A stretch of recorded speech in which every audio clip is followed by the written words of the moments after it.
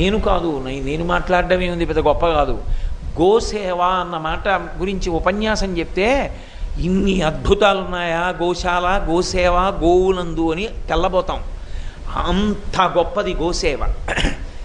జన్మ జన్మాంతరముల యందు చెయ్యి చాపి ఒకరి దగ్గర పుచ్చుకోవలసిన అవసరం లేని స్థితిని పొందాలనుకున్నవాడు. గోసేవ అంటే పెట్టి పుట్టాలండి. గోసేవ చేయడం, గోదర్శనం, గోపూజ ఏదో లభించమంటే లభించేవి కావు. గోవు, వృషభము అంత గొప్పవి. అందుకే